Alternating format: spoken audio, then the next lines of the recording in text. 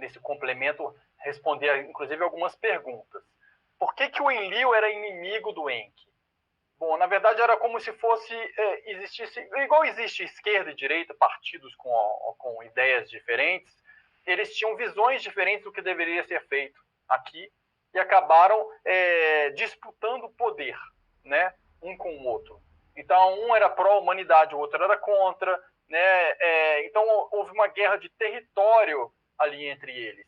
E nessa guerra de territórios, eles tentaram depois ter os seguidores deles. Então, existem alguns livros de tradutores de placas sumérias, inclusive, que falam que existiam as cidades enlilistas e as cidades enquilistas.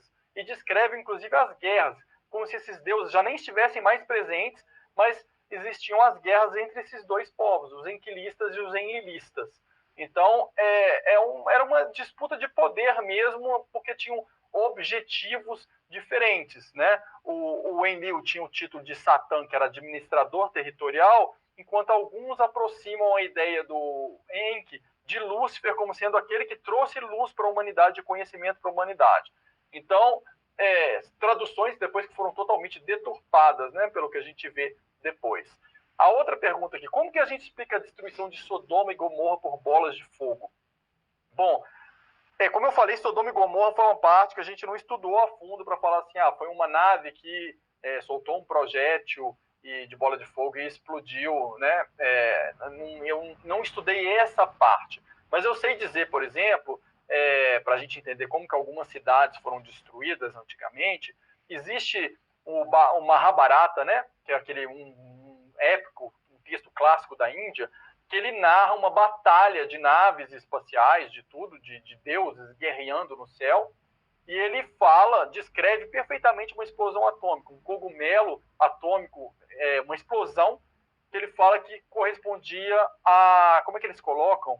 A não sei quantos mil sóis, né? Como se fosse uma explosão, 10 mil sóis.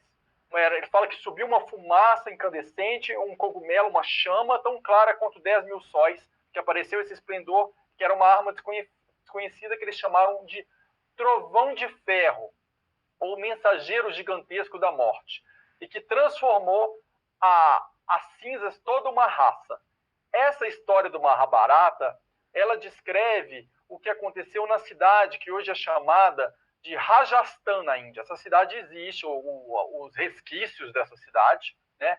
Ele vai cobrir uma área de 5 quilômetros quadrados, que fica a 16 quilômetros a oeste de uma cidade que chama Jodhpur. Existem duas características muito interessantes nessa cidade.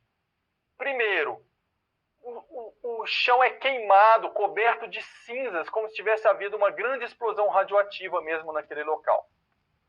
Depois, o percentual de câncer nas pessoas ali é muito maior. E defeitos de nascença em função de mutação de radioatividade. E terceiro, que até hoje eles conseguem mensurar radioatividade nesse local. Então a gente lê um texto antigo como o Mahabharata, que fala da guerra de deuses, né, que soltou algo que foi como se fosse uma bomba nuclear. Se você vai com cientistas nesse local que é descrito hoje, né, tô falando hoje, medir, ainda tem radioatividade, as pessoas ali ainda têm câncer, tem mutação genética de radiação, e o chão é queimado de cinza de explosão atômica, né? Então, não sei se foi a mesma coisa que aconteceu com Sodoma e Gomorra, né? Ou se foi algo que veio do céu, se foi outro tipo de arma. Mas o fato é que a gente consegue pesquisar e achar informações que possam nos dar uma ideia, talvez não do que aconteceu num lugar específico, mas num outro lugar parecido, né? Importante tudo que você falou, fazer um paralelo aqui, levantar um ponto muito importante. Todas as religiões,